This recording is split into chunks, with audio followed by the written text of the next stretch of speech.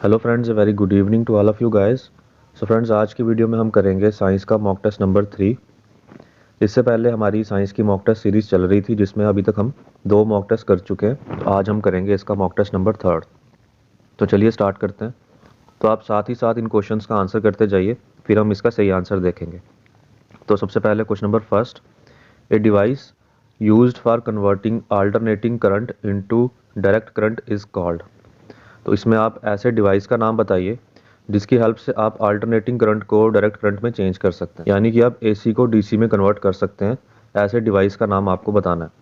तो आपके ऑप्शंस ये रहे: ट्रांसफार्मर, रेक्टिफायर, इंडक्शन कॉइल या फिर डायनामो। तो आप इसमें जो आपका सही आंसर है वो मार्क कर लीजिए। इसका सही आंसर रहेगा ऑप्शन 2, रेक्टिफायर। तो रेक्टिफायर एक ऐसा डिवाइस है जो 2 डायरेक्शनल अल्टरनेटिंग करंट को चेंज कर देता है सिंगल डायरेक्शनल डायरेक्ट करंट में। तो अल्टरनेटिंग करंट की 2 डायरेक्शंस होती हैं, यानी कि ये बाई डायरेक्शनल होता है, और जो डायरेक्ट करंट होती है उसकी सिंगल डायरेक्शन होती है। तो ये अल्टरनेटिंग करंट को चेंज कर देता है डायरेक्ट करंट में, इसे रेक्टिफायर बोलते हैं। आगे रेक्टिफायर की कुछ टाइप्स भी होती हैं: half wave rectifier, full wave rectifier. तो रेक्टिफायर्स का जो मेनली यूज़ किया जाता है वो पावर सप्लाईज़ में, इन्वर्टर्स में, उनमें ही आपको ये रेक्टिफायर देखने को मिलेगा। और बाकी ऑप्शंस की बात हम करें अगर, तो ट्रांसफार्मर हमारे किस काम आता है? ये जो अल्टरनेटिंग करंट की वोल्टेज होती है उसको चेंज करता है। अल्टरनेटिंग करंट की वोल्टेज को चेंज करने के लिए ट्रांसफार्मर्स का यूज़ किया जाता है। रेक्टिफायर का हमने अभी देखा। और इंडक्शन कॉइल एक ऐसा इलेक्ट्रिक डिवाइस होता है जिसे हम एक हाई वोल्टेज प्रोड्यूस कर सकते हैं। और डायनामो की बात करें तो डायनामो मैकेनिकल एनर्जी को कन्वर्ट करता है इलेक्ट्रिकल एनर्जी में। तो ये थे बाकी ऑप्शंस। तो हमारा जो सही आंसर इसमें बन रहा था ऑप्शन 2, रेक्टिफायर, इसका सही आंसर है। Now question number 2, a car accelerates uniformly from 18 kilometre per hour to 36 kilometre per hour in 5 seconds. एक कार है जो अपनी जो वेलोसिटी है वो चेंज कर रही है। पहले इनिशियल वेलोसिटी थी उसकी 18 किलोमीटर पर आवर, और फिर फाइनल वेलोसिटी उसकी हो गई है 36 kilometre per hour in 5 seconds. तो यहाँ यानी कि यहाँ पे आपको जो इनिशियल वेलोसिटी दी गई है वो है 18 किलोमीटर पर आवर, और जो फाइनल वेलोसिटी दी गई है वो है 36 किलोमीटर पर आवर, और जो टाइम की वैल्यू दी गई है वो है 5 सेकेंड्स। तो यहाँ पे ये यूनिट्स है, इनका आपको ध्यान रखना है। यहाँ पे किलोमीटर पर आवर में दिया गया और टाइम आपको सेकंड में दिया गया, और आपको इसमें एक्सेलरेशन निकालनी है। तो पहले ये हम इन यूनिट्स को सेम कर लेते हैं। हम ये जो वेलोसिटीज़ की वैल्यू गिवन है इनको भी मीटर पर सेकंड में कर देते हैं।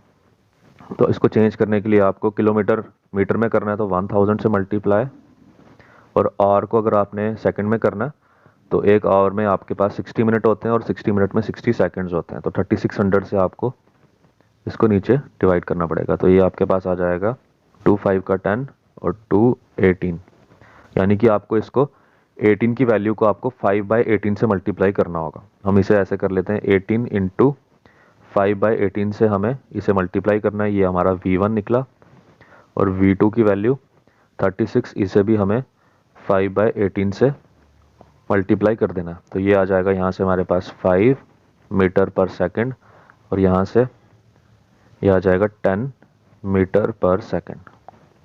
तो ये V1 और V2 की वैल्यूज़ आ गई हमारे पास मीटर पर सेकंड में। V1 की वैल्यू है 5 एंड V2 की वैल्यू है 10 मीटर पर सेकंड, और इसी तरह से हमारे पास टाइम की वैल्यू है 5 सेकंड। तो यहाँ पे हमें एक्सेलरेशन निकालनी है। सबसे पहले एक्सेलरेशन क्या होती है? Acceleration is rate of change of velocity. Velocity कैसे चेंज हो रही है वही हमारी एक्सेलरेशन होती है। ये एक वेक्टर क्वांटिटी होती है, ठीक है, ये एक वेक्टर क्वांटिटी है। तो इसमें सबसे पहले हमें ए निकालने के लिए क्या फार्मूला यूज़ करना होगा? V2 minus V1 upon T2 minus T1। तो सीधे वैल्यूज पुट कर देते हैं। V2 की हमारे पास वैल्यू आई थी बस 10, V1 की वैल्यू 5, T2 यानी कि 5 सेकंड्स गिवन था, फाइनल टाइम था ये 5, और इनिशियल टाइम 0 रहा होगा उस टाइम पे। तो दिस विल बिकम 1 मीटर पर सेकंड स्क्वायर। तो मीटर पर सेकंड स्क्वायर एक्सेलरेशन के यूनिट होते हैं। तो इसका जो सही आंसर है वो है option 3। So this was our question number 2। अब हम मूव करते हैं क्वेश्चन नंबर 3 की तरफ। So which one of the following metals do not react with cold as well as hot water. इनमें से ऐसा कौन सा मेटल है जो cold as well as hot water दोनों के ही साथ रिएक्ट नहीं करता? तो उसका आंसर आपको बताना है। सो इसका आंसर सही है ऑप्शन 2, आयरन। Fe इसका सिंबल होता है। तो हमारे पास कुछ मेटल्स होते हैं जैसे कि आयरन है, एल्यूमिनियम है और जिंक है। ये जो मेटल्स होते हैं ये ना ही कोल्ड वाटर के साथ ना ही हॉट वाटर के साथ रिएक्ट करते हैं। ये किसके साथ रिएक्ट करते हैं? ये रिएक्ट करते हैं स्टीम के साथ। सो ये तीनों ही जो मेटल हैं वो स्टीम के साथ रिएक्ट करते हैं और क्या फॉर्म कर लेते हैं? Metal oxide and hydrogen. तो मेटल ऑक्साइड एंड हाइड्रोजन ये फॉर्म कर लेते हैं। ये कोल्ड और हॉट वाटर दोनों के ही साथ रिएक्ट नहीं करते हैं। तो इस केस में हमारा जो सही आंसर रहेगा इनमें से आयरन आपका सही आंसर बन जाएगा, ऑप्शन 2। यहाँ से इस तरह से इसकी एक रिएक्शन भी देख लेते हैं। जैसे कि एल्यूमिनियम है, जैसे हमने अभी बात की कि आयरन, एल्यूमिनियम एंड जिंक। तो एल्यूमिनियम की अगर हम बात करें तो जब ये स्टीम के साथ रिएक्ट करेगा H2O स्टीम गैस के साथ, तो ये Al2O3 बना लेगा, यानी कि एक अपना मेटल ऑक्साइड बना लेगा, एल्यूमिनियम ऑक्साइड बना लेगा और उसी के साथ ये हाइड्रोजन को रिलीज कर देगा। तो ये मेटल ऑक्साइड और हाइड्रोजन फॉर्म कर लेते हैं। ये कोल्ड और हॉट वाटर के साथ रिएक्ट नहीं करते, ये सिर्फ स्टीम के साथ रिएक्ट करते हैं। तो इन तीन मेटल्स के नाम आपको याद रख लेने, iron, aluminium and zinc. Now question number 4, burning of candle is what kind of reaction? जो कैंडल की बर्निंग में हमें किस टाइप की रिएक्शन देखने को मिलेगी? तो आपके ऑप्शन है synthesis reaction, exothermic reaction, endothermic reaction या फिर फोटोकेमिकल रिएक्शन। तो आप अपना सही आंसर इसमें मार्क कर लीजिए। सो इसका जो राइट आंसर है that is option 2, exothermic reaction. Exothermic reaction एक ऐसी रिएक्शन होती है जिसमें जो एनर्जी होती है वो रिलीज होती है in the form of heat या फिर लाइट। तो कैंडल की बर्निंग में हमें ये सेम यही प्रोसेस देखने को मिलता है। तो इसका सही आंसर एक्सोथर्मिक रिएक्शन। उसी तरह से जो एंडोथर्मिक रिएक्शन है वो हमें, और एंडोथर्मिक रिएक्शन में जो एनर्जी होती है वो एब्जॉर्ब होती है, जैसे कि हमें फोटोसिंथेसिस के प्रोसेस में देखने को मिलता है। तो ये था इसका सही answer, option 2। Which biotic component of ecosystem is also known as energy transducers? तो इस क्वेश्चन में आपको बताना है कि इकोसिस्टम के ऐसे कौन से बायोटिक कंपोनेंट को हम एनर्जी ट्रांसड्यूसर्स कहते हैं। अब ट्रांसड्यूसर्स क्या होते हैं? जो एक एनर्जी की फॉर्म को दूसरे एनर्जी की फॉर्म में चेंज कर देते हैं। तो ऐसे एनर्जी ट्रांसड्यूसर्स हमारे पास इकोसिस्टम का कौन सा बायोटिक कंपोनेंट है? क्या वो प्रोड्यूसर्स हैं, या फिर वो हर्बीवोरस हैं, कार्निवोरस हैं, या फिर डिकम्पोजर्स हैं? तो आप इसमें अपना सही आंसर बताइए। इसका राइट आंसर है ऑप्शन ए, प्रोड्यूसर्स। प्रोड्यूसर्स को हम कहते हैं एनर्जी ट्रांसड्यूसर्स। इन्हें हम क्यों कहते हैं? क्योंकि प्रोड्यूसर्स में जो फोटोसिंथेसिस की प्रोसेस होती है ये उसमें लाइट एनर्जी को एब्जॉर्ब करके उसे कन्वर्ट कर देते हैं केमिकल एनर्जी में। तो इसीलिए ये एक एनर्जी की फॉर्म को दूसरे एनर्जी की फॉर्म में चेंज कर देते हैं, इसीलिए प्रोड्यूसर्स को हम बोलते हैं एनर्जी ट्रांसड्यूसर्स। प्रोड्यूसर्स को हम ऑटोट्रॉफ्स भी कहते हैं और ये किसी भी इकोसिस्टम में एक प्राइमरी सोर्स होता है। सो इसका राइट आंसर है option A, producers. Now moving towards question number 6, in A hydro power plant. तो हाइड्रो पावर प्लांट की यहाँ पे बात की गई है। यहाँ पे हमारे पास 4 ऑप्शन है, हमें बताना है कि कौन सा ऑप्शन इसमें सही रहेगा। तो ए ऑप्शन है potential energy possessed by stored water is converted into electricity, या फिर kinetic energy possessed by stored water is converted into electric energy. C option है electricity is extracted from water, या फिर डी ऑप्शन है water is stored into steam to produce electricity. तो hydro power plant में किस तरह से electricity को जनरेट किया जाता है आपको ये इसमें बताना है। तो 4 ऑप्शन दिए गए हैं इसमें, तो चारों में से आप अपना सही आंसर इसमें मार्क कर लीजिए। तो यहाँ पे मेनली 2 एनर्जीज की बात की गई है, एक है पोटेंशियल एनर्जी और दूसरा है काइनेटिक एनर्जी। तो जानते हैं कि ये एनर्जीज क्या होती है। पोटेंशियल एनर्जी होती है stored energy in any object, किसी भी ऑब्जेक्ट में कोई स्टोर्ड एनर्जी है उसे हम कहेंगे पोटेंशियल एनर्जी। जैसे कि डैम की अगर हम बात करें तो डैम्स में वाटर को स्टोर कर दिया जाता है, एक आगे डैम कंस्ट्रक्ट कर दिया जाता है और जो पीछे वाटर बॉडी होती है उसे रेजर्वायर बोला जाता है, उसमें स्टोर्ड एनर्जी होती है। ये होती है पोटेंशियल एनर्जी, जो किसी भी ऑब्जेक्ट में स्टोर्ड एनर्जी होगी। इसी तरह से अगर हम बात करें काइनेटिक एनर्जी क्या है, तो काइनेटिक एनर्जी किसी भी बॉडी में होती है तब जब वो मोशन में होता है। तो energy of object in motion वो होती है हमारे पास काइनेटिक एनर्जी। तो हाइड्रो पावर प्लांट में किस तरह से इलेक्ट्रिसिटी को जनरेट किया जाता है, डैम्स कंस्ट्रक्ट कर दिए जाते हैं और वाटर को स्टोर कर दिया जाता है और आगे एक गेट या फिर वेल्व लगा के वाटर को कंट्रोल कर दिया जाता है। वाटर पीछे स्टोर हो जाता है और जब उससे आगे फ्लो करना होता है तो गेट ओपन या क्लोज करके हम वाटर कितना फ्लो हुआ उसमें से वो भी मेजर कर सकते हैं। में जो एनर्जी होती है जो आती है फ्लो ऑफ वाटर से, पानी के बहने से जो एनर्जी आती है और फिर वो टरबाइन के साथ जाके स्ट्राइक करती है, टरबाइन रोटेट करती है और टरबाइन आगे जनरेटर के साथ कनेक्टेड होती है और फिर वो आगे इलेक्ट्रिसिटी प्रोड्यूस कर देता है। तो ये था हाइड्रो पावर प्लांट का प्रोसेस, जिसमें पोटेंशियल एनर्जी जो वाटर में प्रेजेंट होती है उसको कन्वर्ट कर देती है वो आगे इलेक्ट्रिसिटी में। Now question number 7, which are the following disease is caused by protein deficiency. Protein की डेफिशिएंसी से इनमें से ऐसी कौन सी डिजीज हो सकती है? तो प्रोटीन की डेफिशिएंसी से आपको ये नाम याद रखना, ऑप्शन बी क्वाशियोरकोर। क्वाशियोरकोर एक डिजीज होती है जो कि माल न्यूट्रिशन की वजह से होती है। माल न्यूट्रिशन यानी कि कुपोषण।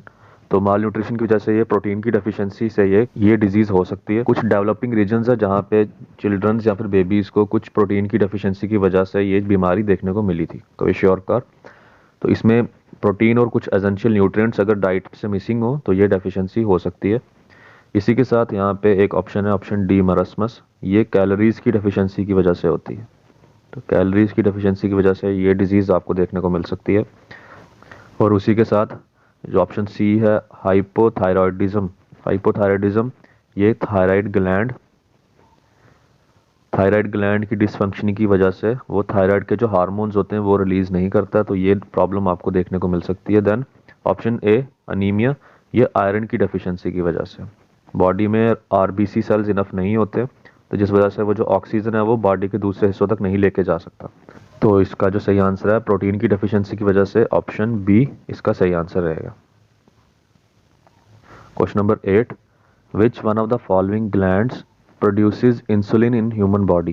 तो इनमें से ऐसा कौन सा ग्लैंड है जो इंसुलिन को प्रोड्यूस करता है इन ह्यूमन बॉडी? तो ह्यूमन बॉडी में जो इंसुलिन होता है वो पैनक्रियाज के द्वारा रिलीज किया जाता है या प्रोड्यूस किया जाता है। तो ब्लड शुगर लेवल को कंट्रोल करने के लिए इंसुलिन हमारी हेल्प करती है, और इंसुलिन जो है वो पैनक्रियाज के द्वारा सीक्रेट किया जाता है। दैट इज ऑप्शन 2 इसका सही आंसर है। Now question number 9, which are the following is known as royal disease. Royal disease हम इनमें से ऐसी कौन सी बीमारी को कहते हैं? तो इसमें जो ऑप्शंस है colour blindness, haemophilia, Alzheimer disease या फिर एनीमिया।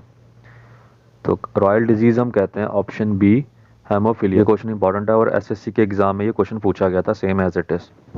रॉयल डिजीज हम इसलिए इसे कहते हैं क्योंकि ये 19th और 20th सेंचुरी में जो इंग्लैंड, रशिया और जर्मनी की रॉयल फैमिलीज हैं उन फैमिलीज में ये डिजीज हुई थी, हेमोफीलिया। इसीलिए इसका नाम रॉयल डिजीज रख दिया गया, क्योंकि ये रॉयल पीपल्स जो थे इंग्लैंड, रशिया, जर्मनी, स्पेन के 19th और 20th सेंचुरी में उन लोगों को ये बीमारी हुई थी। इस बीमारी में क्या होता है कि ये जो इंजरीज होती हैं उसमें क्लॉटिंग को प्रिवेंट कर देता है। और ऐसा कहा जाता है कि जो क्वीन विक्टोरिया हैं इंग्लैंड की, उन्हें भी ये बीमारी हुई थी, हेमोफीलिया, जिसमें जो ब्लड क्लॉटिंग की प्रॉब्लम वो देखने को मिलती है।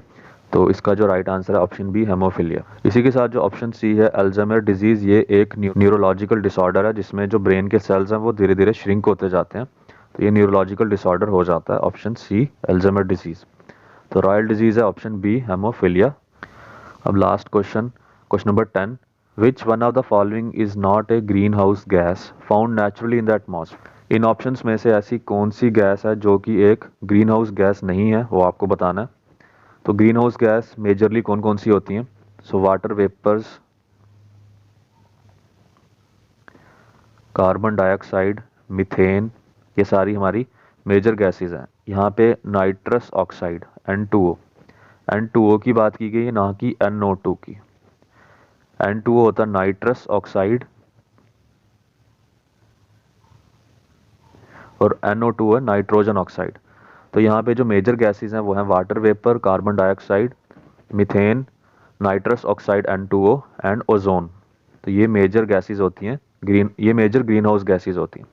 तो यहाँ पे N2O है बट NO2 एक ग्रीन हाउस गैस नहीं है, ये अलग है इससे। तो इन ऑप्शंस की बात करें तो कार्बन डाइऑक्साइड एक ग्रीन हाउस गैस है, मीथेन भी है, ओजोन भी है। तो क्या इनमें से नहीं है? नाइट्रोजन ऑक्साइड एक ग्रीन हाउस गैस नहीं है, नाइट्रस ऑक्साइड एक ग्रीन हाउस गैस है। तो फिर इसका जो राइट आंसर है दैट इज ऑप्शन 1। तो गाइज ये था हमारा साइंस का मॉक टेस्ट नंबर 3। इससे पहले हम 2 मॉक टेस्ट कर चुके हैं, आप उन वीडियोस को ज़रूर देखिएगा। आई होप ये वीडियो आपको पसंद आई होगी। अगर वीडियो पसंद आई तो अपने फ्रेंड्स के साथ ज़्यादा से ज़्यादा शेयर करें और चैनल JK Info Bytes को सब्सक्राइब कर लें। तो मिलते हैं नेक्स्ट वीडियोज़ में कुछ और नए मॉक टेस्ट के साथ। Thank you so much.